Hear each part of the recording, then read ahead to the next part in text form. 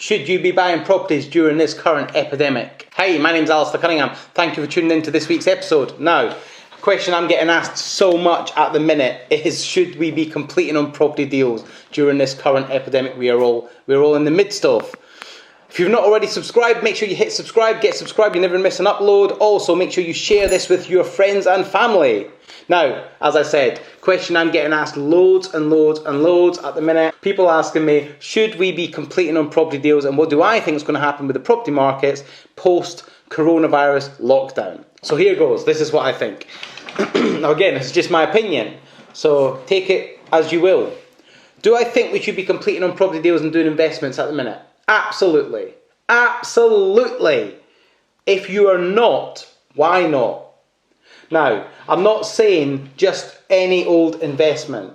You have to do this from an educated point of view. You have to do this knowing what you are doing. So, I'm buying deals at the minute, and I've got two going through at the minute, and one of them should be completing in the next week, hopefully.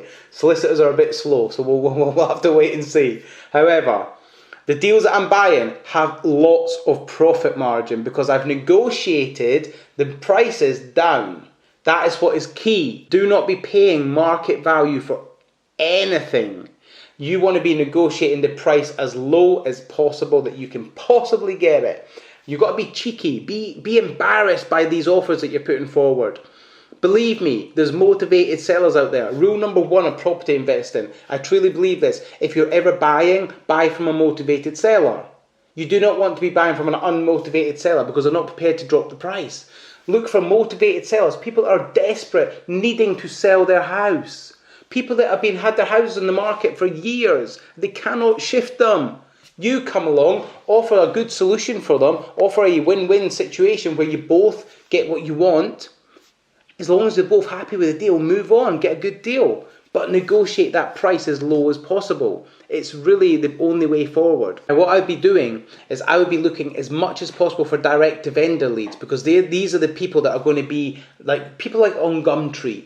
Like, do you know what I mean? People advertising their house on Gumtree. They're not going through a conventional agent. Why not? Like, they must be pretty desperate to be selling the houses on Gumtree. Do you know what I mean? So, like, that tells you they're motivated to sell their properties. So jump on Gumtree, find houses for sale, try and arrange a video viewing, and then put offers in. Like, be cheeky with them. Like, if you're not embarrassed by the offer, it's too high. Simple. It's too high. I only ever look for properties that I can add value to. So I don't want basic everyday buy-to-let properties. I want properties that are below market value, that need refurbishing, and that I can actually add value so I can lift the valuation of the property, and then I can refinance at a later date, or I can sell for a profit. That's what I do. That's what I want to do. I'm not interested in basic buy-to-lets. I'm just really not. So during these times, I would be looking for properties that you can add massive value to. When you're working out your costs, always add 10 to 15% to any estimated refurb costs, particularly at the minute, because the cost of materials is going up slightly due to this epidemic. And I would always be taking off between 10 and 15% off the done up value, or what are the comparables in the area. Knock off 10-15%, be conservative.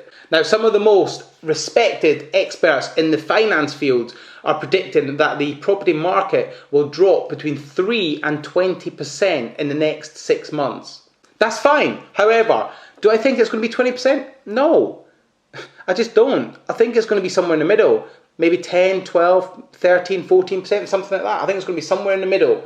And if you're factoring in knocking 15% off the done-up value to begin with, then you're good. Remember, you're always going to be getting rent as well, because tenants are still having to rent. Rent still comes in. I know some people are taking advantage of the fact that they're not getting paid to not pay the rent at the minute, but that will sort itself out. So providing you're happy to invest in a property that you can add value to, then sit on it for a year before you refinance it, that's good, because you're still going to be getting cash flow and you still have that equity within the property. Refinance it as soon as you can get a good valuation on it. Boom shaka, take all your money out. Still continue to rent the property out, get good cash flow, get good rental income. Happy days.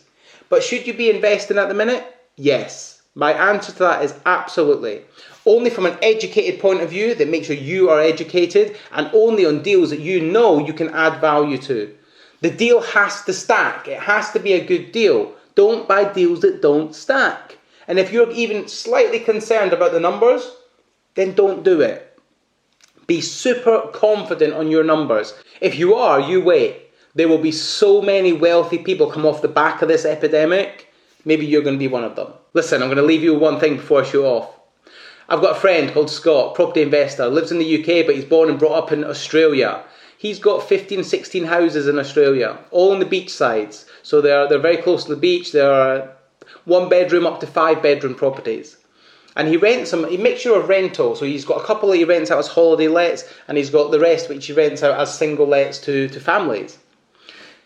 Most of his houses are unencumbered. He was old school, big deposits, pay the mortgages down, and sort of just sit on the cash flow and then have the capital appreciation there in the background. One thing he's always said to me is, Alasdair, when you're buying property, that's when you make the money, not when you're selling. I'm like, what? He's like, Alasdair, you make the money when you buy, not when you sell. So I'm not going to tell you what that means at the minute. I'm going to tell you that in a couple of weeks or next week perhaps. But what I want you to do, I want you to drop in the comments below, what do you think that means? Because I tell you what, when you clock it and when you understand that, you will make more money than you've ever made before. And you will never pay market price for a property ever again. On that bombshell. Thank you very much. I shall see you next time.